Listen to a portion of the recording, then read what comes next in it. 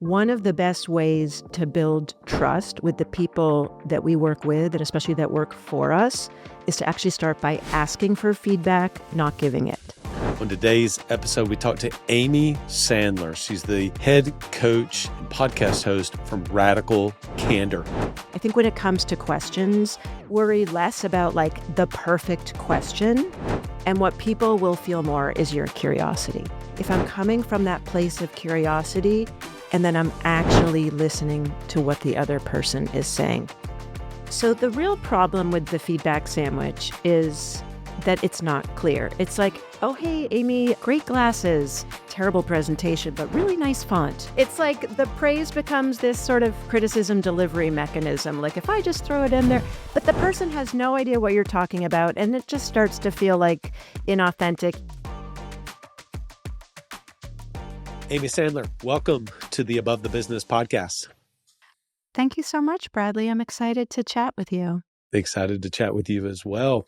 We love to start with background and origin story, love people's journeys about kind of where they've been and how they got to where they are now. Really excited to hear yours.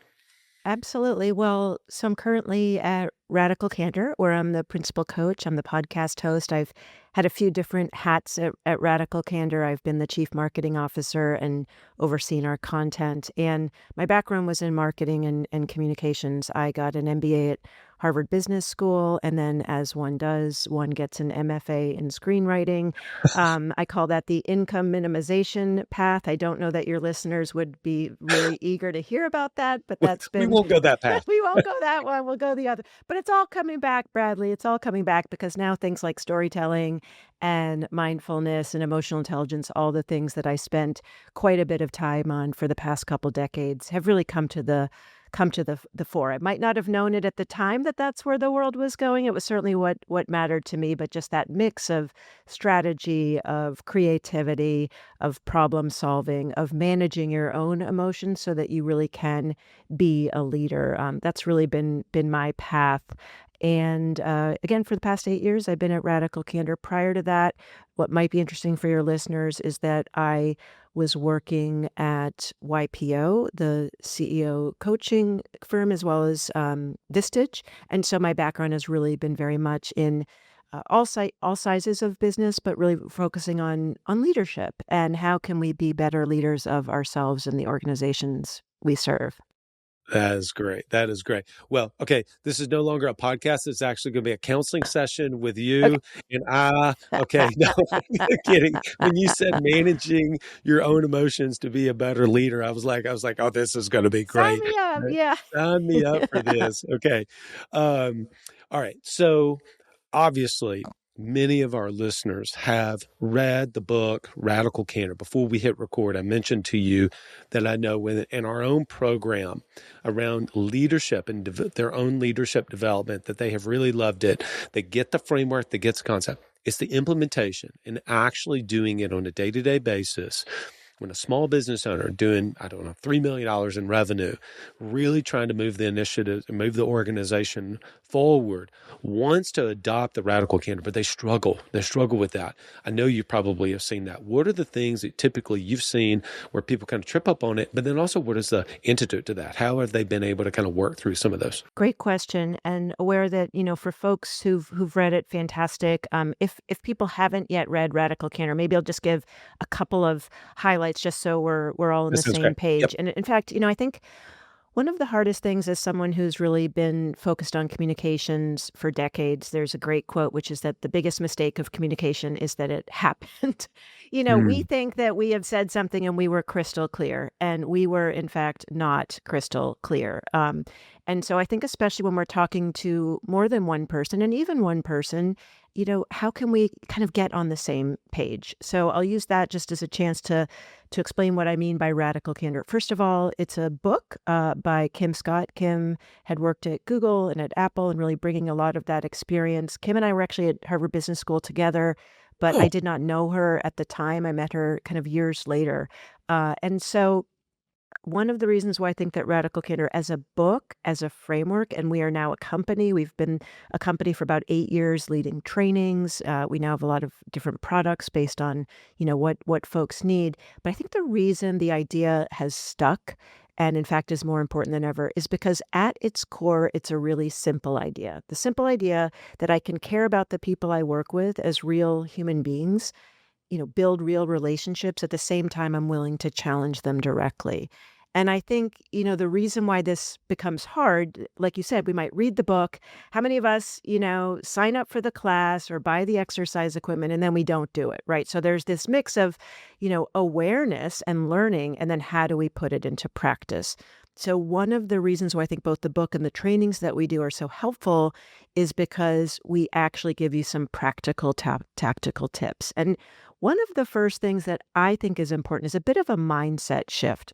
When I lead sessions, I will often connect with folks like when you talk about feedback, like what's your first blink reaction to the word feedback? So I'll say feedback and Bradley, and I like to frame it like the sort of good, the bad, the ugly. So even just you listener thinking about it, like what's your first reaction? Do you have like a knee-jerk reaction to the word feedback, Oh yeah, Bradley? defensive. Yeah. And for you as well as other For people or Yeah, totally. For me, I am, as I've been told personally before, is that I'm really good in the autopsy of situations. So after the fact, I reflect. I'm right. like, okay, Yeah. that was actually not too bad. But in the moment, initially, my first initial thing was I kind of push back. I get defensive. 100%. And, I really, for me, I like to validate that. Like, that doesn't mean there's anything wrong. It's actually the way that our brains are wired, right? We have this negativity bias and we're sort of going to focus. It feels like a threat, right? Like, it feels like a threat to our nervous system. I know you're a fan of learning and of books and frameworks. I don't know if you're familiar with neuroscientist David Rock, and he has this scarf model. I don't know if you've heard it about Oh sort of no, I how our have not. brains are Please. wired. And if I can get it right, so we have, there's a status need, right? So our status is being threatened potentially when we're getting feedback, especially if it's from our boss or if we're, an owner, the people giving us money. There's a certainty need, like we like to know what's happening. And right now we are in a moment where everything feels uncertain, change is so rapid. There's an autonomy need, like I need to feel like I'm in charge of things. And especially as leaders, I think that's one of the hardest things is to delegate and let go, especially when Very much so. your identity is like, but I'm the guy that does the thing, Yes. and that's really hard. There's a relatedness thing, which is that we need to connect with people, and then there's a sense of fairness. And if anyone has more than one animal, especially dogs, they're gonna know if like, why did that dog get the special treat when I when I didn't, or a little bit that way. Like, why is this person or why is this department potentially being treated this way? So I think just based on what you're saying, sometimes it's helpful for me, when I did a training out of Google called Search Inside Yourself, this was like 12 years ago in mindfulness and emotional intelligence. And when I did that training, I realized, oh, there is a neuroscience behind why my brain is doing this thing. So I think first of all, just to kind of normalize, we might get defensive. That's one thing when it comes to feedback. And then we start to understand these needs when these people go into these feedback conversations, what's happening. So just to go back to this idea of caring and challenging, one of the best ways to build trust with the people that we work with, and especially that work for us, is to actually start by asking for feedback, not giving it. Mm. Because we know that when we are giving feedback, especially criticism, by the way, at Radical Candor, we like to think of feedback as like praise and criticism. And by the way, much more giving praise than criticism. But when we are asking for feedback, especially if we have some power, we're the owner, we're the founder, we've got people reporting to us. We want to start by asking for feedback because Mm. we want to build that trust, build that safety, help people see that we actually do value this, that this is how we all grow. And I'm kind of walking the walk and talking the talk. So let me pause on that. Like, how does that frame land for you? Oh, Lynn's great. First of all, I always, as I take notes, you see me looking down, taking notes, whatever things that I circle are things that I'm going to have as some of my takeaways. One of the biggest things you just did for me personally, but I think for our listening audience, is I had not framed my initial defensiveness, for those of you not listening, listening, but not watching, kind of putting my hands up as Mhm. in like, it's like, whoa, wait a minute.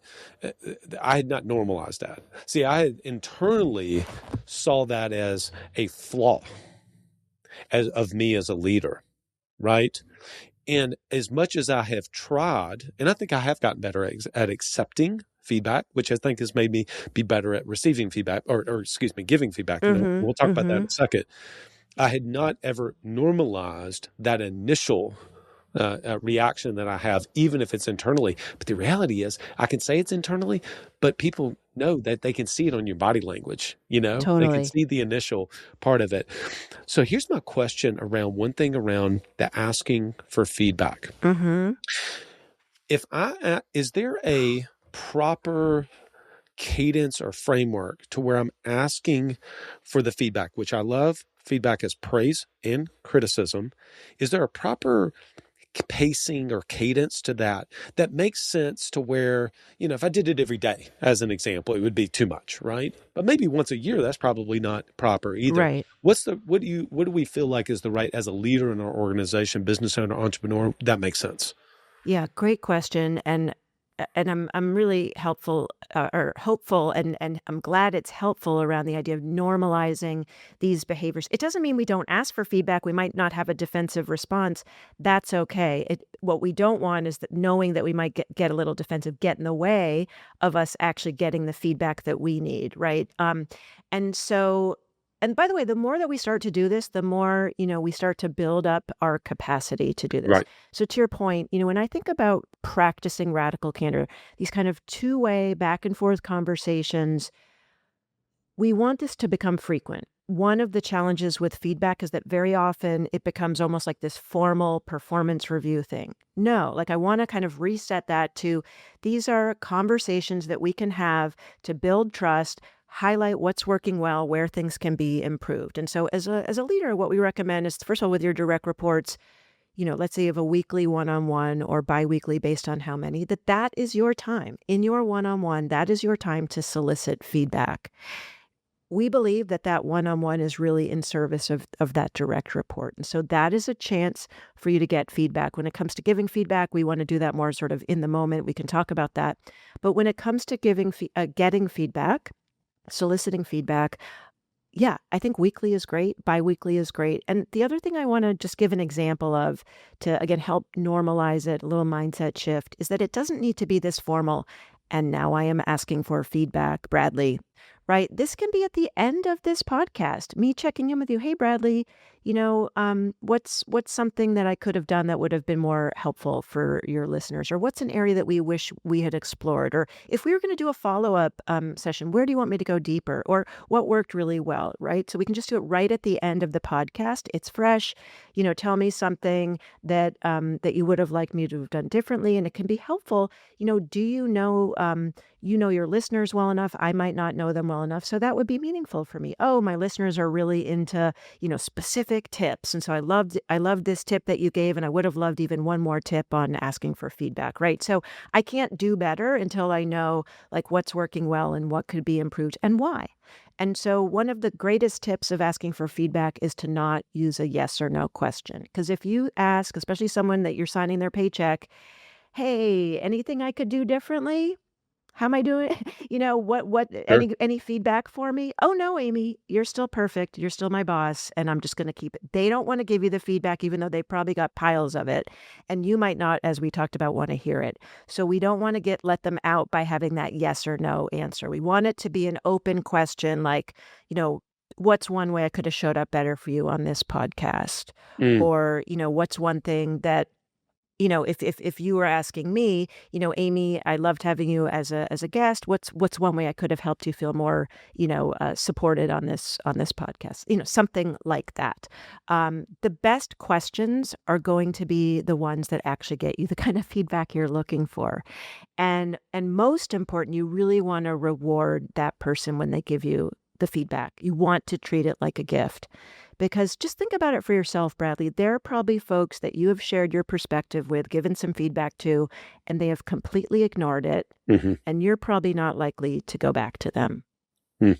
right? I mean, that's Absolutely. a guess, but that's what I've observed. And so the most important thing, it's like any relationship. If you ignore it, it's not going to get better. But if first of all, make a change if you can fix it. If somebody says in a meeting, Amy, you're talking so much in meetings, I can't get a word in edgewise. I hear you. It's really important that everyone feels included. So I would love it if at the next staff meeting, you could keep an eye on things and let me know how I did. Because often what happens is we then overcorrect. And then at Yes. the end of the meeting, I'll be like, how'd it go? What worked well? What could have done a bit better? And they're like, Amy, you didn't say a word the whole meeting. I didn't say don't ever talk again, right? Because often we kind of overcorrect. So you want this to be frequent. Wow, you just went in my head. That's what I'll do. They're like, Bradley, you will just throw a bomb into the meeting, and then it takes the whole thing off. And then I'm like, okay, fine. Next time I just sit there and I'm like, all right, y'all talk. I don't have anything to say. It's like being a child.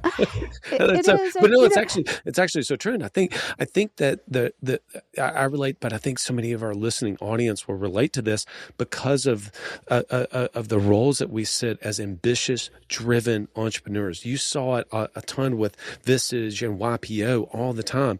Like we have the best, we want to be great leaders, Amy. We want to be. It's not that we don't. So sometimes we just have to learn how to be able to do it. You even just put on off the cuff, kind of a master class and asking questions. So I'm gonna come back to another question around giving feedback in just a second.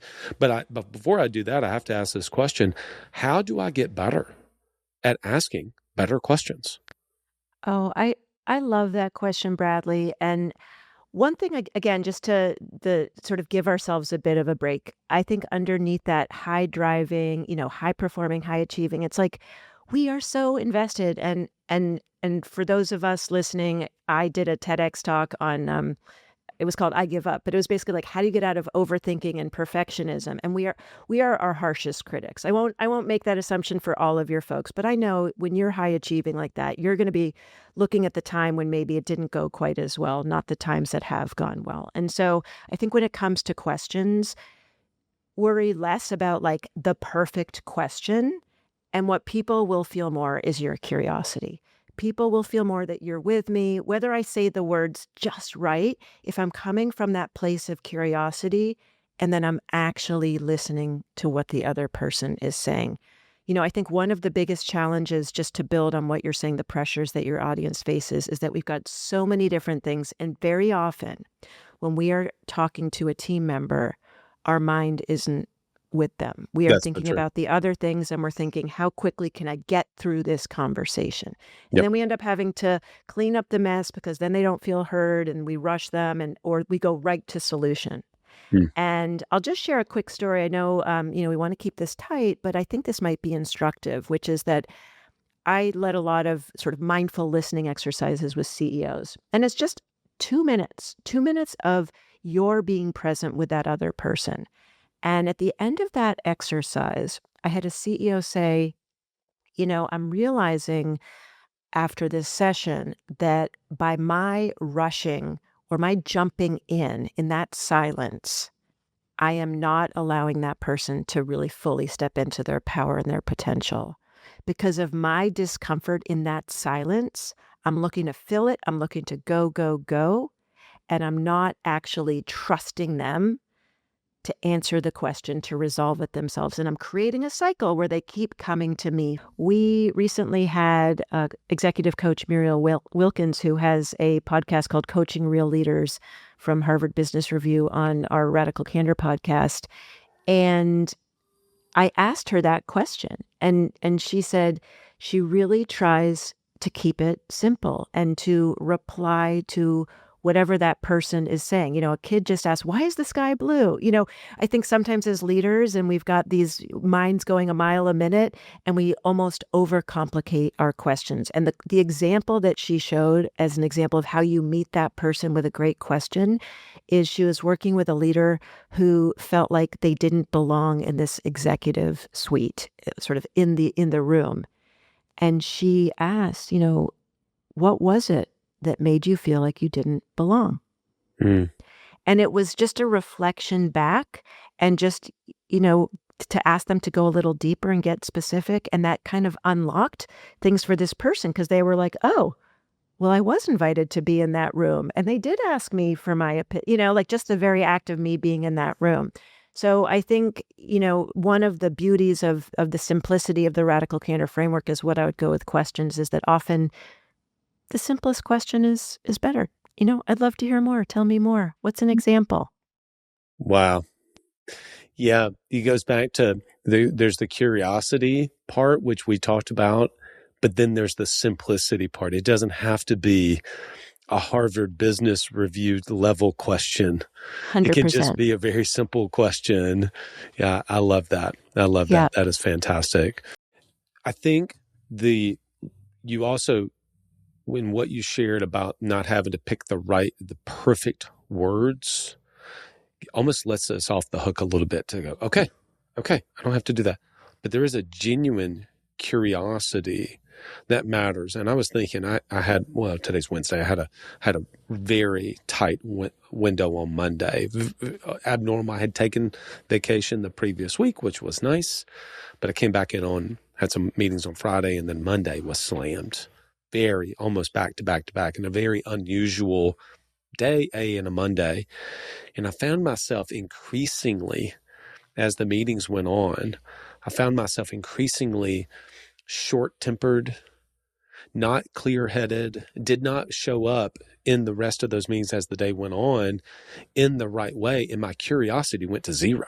There was no curiosity in those meetings. It was just, what do I need to get across here in these meetings? Not that every meeting always has to be a question scenario per se, but I wasn't opening space for the people that I was meeting with on Monday. So there's an awareness. Is there any type of trick or a trigger that you've worked with CEOs and leaders to, like right before they step into a meeting, before the meeting, or anything maybe even after the meeting, as far as a recalibration for that scenario where somebody is going from, say, meeting to meeting to meeting, context switching quite a bit?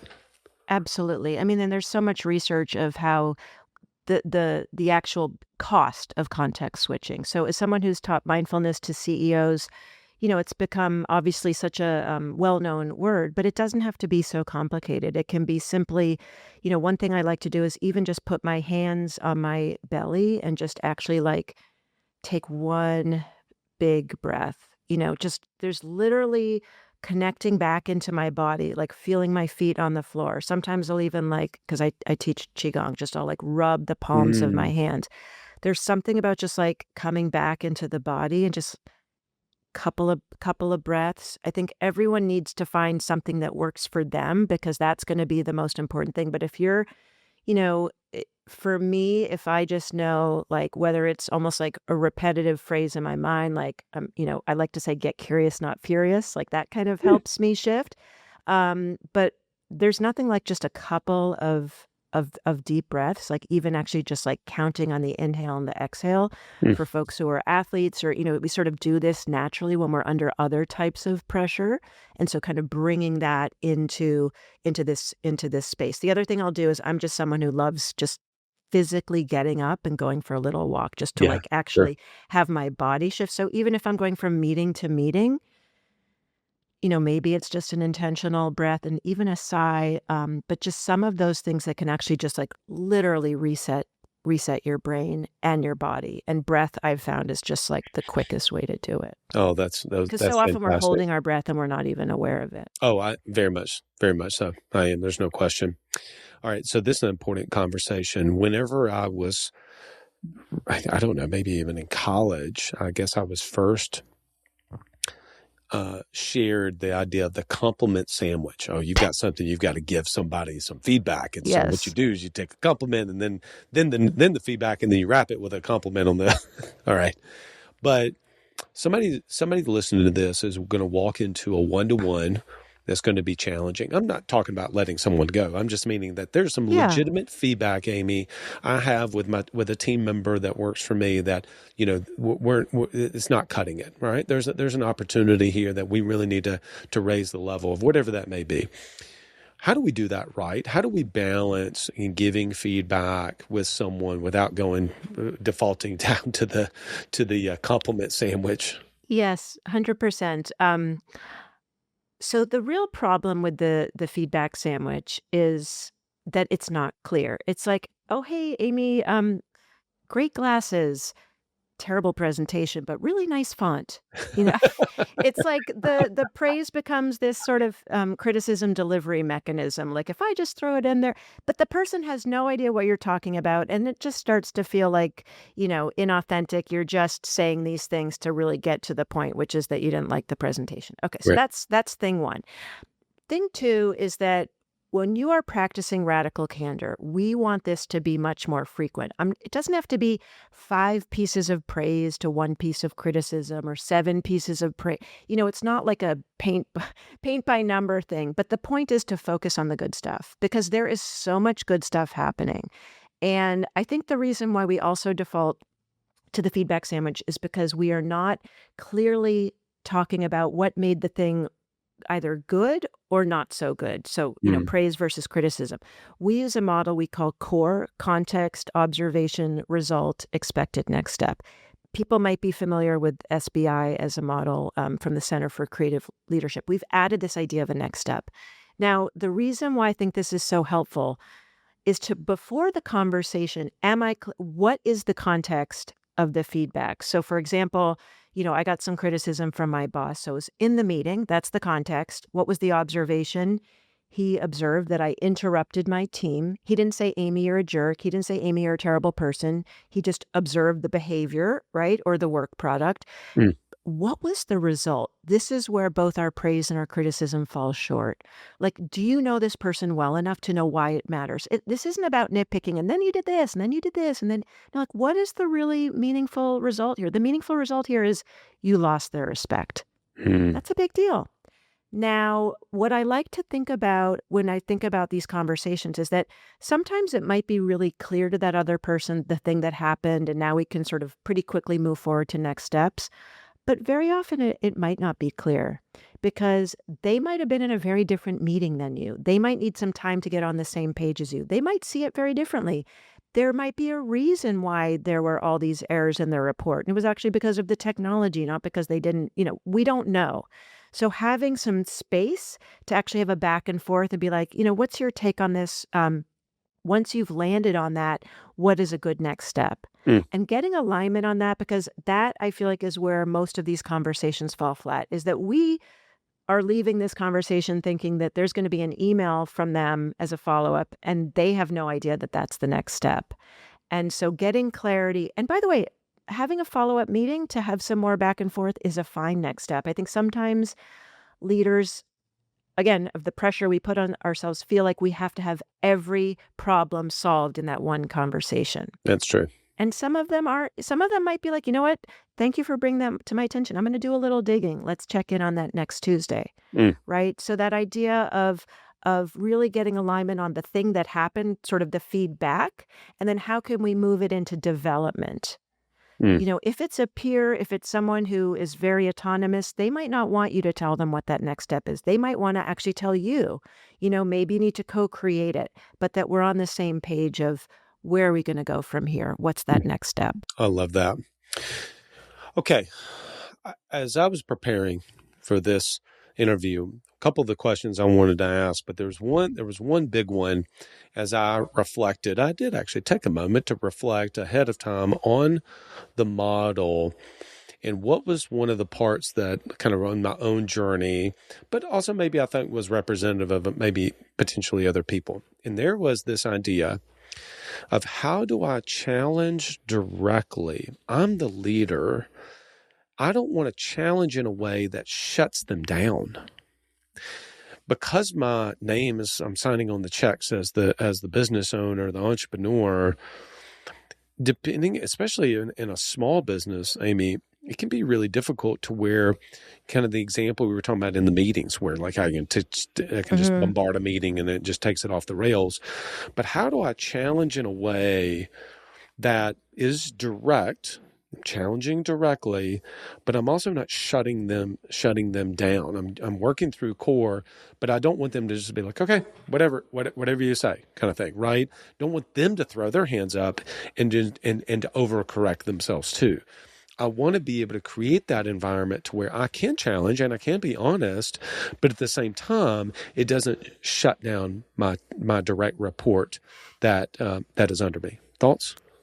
Well, it's a great question. And I think it's really the beauty of the radical candor framework is this idea of, caring and challenging, understanding the mistakes that we make. Either it's like what you're talking about, challenging directly can come off as obnoxious aggression, where you are shutting down. People don't feel, what you're really talking about is psychological safety, right? That people feel safe and they can be candid, but also that they can make mistakes and you're there to help them grow. There's other mistakes we make, ruinous empathy, where we care, but we don't challenge. And I think sometimes that can happen too. And as leaders, Yes. we become so afraid to say the hard thing that finally, by the time 6 months later, then it lands as obnoxious aggression. And your direct report is, why did you never tell me? Yeah. Probably the most toxic behavior of all is sort of the meeting after the meeting. And we call that one manipulative insincerity, where we're kind of talking about people, not to them. And we Yes. all make these mistakes all the time. People, I don't want you to sort of put people into boxes and personality types. Like, these are behaviors. So I just want to name, first of all, um, that we all make these mistakes, and it's even more impactful when you are the leader. So how to create a culture of radical candor? And so just to, reemphasize the importance of soliciting feedback, especially as leaders, to show that you're open to this feedback, really celebrating it when you get it. So for example, if I'm the leader of an organization and someone says, I'm shutting down the meetings by talking too much, I share that with the whole team and I say, hey, I got this feedback. This is really important to me. This is a growth area for me. I'm going to keep working on it. Let me know how it's going. You start to sort of celebrate your own mistakes. But one thing that we haven't talked about, Bradley, is the importance of sharing our stories about a time when we received radical candor and what does radical candor look like for us, because it Hmm. models vulnerability. But the reason why I think it's really important in what you're talking about is I would get really curious about what does radical candor look like for that direct report, for example. It is my job as your leader to challenge you and also to care for you. And I'd love to know, what does radical candor look like for you? Whether it's a previous leader that you've had, tell me a story about a leader you had that really was effective for you. What specifically did they do? What does care personally and challenge directly look like for you? Because Hmm. it's going to look different for each of us. And the more we start to understand that and actually get really specific about those behaviors, then we can model it. And then check in and say, hey, Amy, I was giving you some criticism yesterday and I wanted to check in. How did it land for you? Because maybe you thought you were being obnoxiously aggressive and turned out it landed for me as ruinous empathy. I didn't even hear a challenge, right? So just this idea that, it is measured, radical candor is measured not at my mouth as the speaker, but at the other person's ear. So check in and ask, how did what I say land? How could I have done it better? I'm gonna personally go back and listen to the last 2 minutes of what you just shared. That was phenomenal. You know what I was thinking about as you were sharing that? I was thinking about how much that I want my organizations and the companies I'm a part of to really embrace the vernacular and the understanding of radical candor and how it's such a contrast from brutal honesty. I don't want brutal honesty. Yep. I don't want you after this podcast to be brutally honest with me. I want you to have radical candor about how I can be better, et cetera, but not brutally honest and actually embedding that into the organization. In fact, that'd be my last question is, what do you recommend for that business owner that's listening to it, that leader that wants to take that? How do they go about, I mean, sure, they could have the team read the book. Maybe that would be part of it. But outside of that, how do you recommend that they go and try to embed that into the organization? Great question. Well, my our chief revenue officer would be sad if I didn't say, "Hire us. We'd love to come to your Yeah. Yeah. companies." So of course, we do those kinds of sessions. We have actually e-courses. We've got the book. Of course, there's great, discussion guide. There's a lot of, free resources on our website, radicalcandor.com. So lots that folks can uncover. But a couple of quick tips. First of all, if you are someone who maybe leans more on challenge directly and is someone who might say in air quotes, in the spirit of radical candor, and then you're an idiot, that was terrible. No, that is the spirit, to your point, of brutal honesty or obnoxious aggression. So it does not get you out of jail free. Think about it as compassionate candor. So there's that reframe of like, can I have that compassion and can I have that candor? Uh, I I would really reiterate the importance of what does radical candor look like for me and for the folks I work with, because it is going to look and feel different. One of the things that we always do is we share stories about times when we received radical candor, and we really try to get granular, like what does care personally look like? And very often, just to cut to the chase, the person took the time and Mm, they were clearly invested in my success. And the time doesn't have to mean 100 hours of a trust fall. It's they're present with me. When they're with me, and they're also willing to tell me the hard thing. I have found that trust is built when we actually do lean into these conversations. mm, And I think for me, as someone who struggled with ruinous empathy, when I think about the cost and actually a friendship, a work relationship that I lost because I was afraid to tell this person what they needed to know, that pushes me to practicing radical candor. So really thinking about times I've received radical candor, mistakes I've made when it comes there. And then I like to think about this idea of almost like pockets of excellence. Like you might not start with your whole team, your whole company, your whole organization, but maybe you start with a couple of folks in your org. You start by soliciting feedback. You start sharing their story. You maybe start small. You start with a couple direct reports and start from there. I think the beauty of a small business is that you can actually do culture change. One of the things we'll often say is that relationships don't scale, but culture does. In a small business, you've got a little bit more of an advantage to sort of influence that culture. And you as the leader, that's what people are going to be looking at. Is this person just saying they've read Radical Candor, or are they actually soliciting my feedback and giving specific and sincere praise as well as kind and clear criticism? I heard it recently about that last comment. Somebody said, yeah, it was actually a friend to me. He said, yeah, you read the book, but have you realized it? Ooh, I love that. Isn't that good? That's really good. I can't take credit for that one, Yeah, but I mean, I because love we it. were talking about it, we were talking about different books. We were having a little coffee meeting this a couple months ago, and we shared an affinity for a book, and he said, well, you've read it, but have you realized it? And I was like, whoa, wow, I don't know about that, actually. What a great question. And I thought that was so true for our listening audience. You may have read Radical Candor, but have you realized that? For myself, I'm going to go back. I think I'm going to reread the book, revisit some of the concepts. Amy, I had very high expectations for this podcast, and you exceeded those expectations. So thank you so much for everything you shared. People do want to connect with you and the Radical Candor Company. Where would you point them to? Absolutely. Well, radicalcandor.com is our website. You can find us on LinkedIn. Certainly, you can email me, Amy at radicalcandor.com. And I love that idea. Look, this is just another mindset shift. This is a practice. I teach this because it really holds me accountable to practicing. And so, like any behavior change, don't feel like you have to do it alone. We've got a community. You could go to community. I think it's community.radicalcandor.com. But if we can find sort of success partners in this, like your buddy that you had coffee with, that's the best way is, help us hold each other accountable to practicing. This is amazing. Amy, thank you so much for coming on the podcast. Oh, thanks for having me, Bradley. I love the conversation.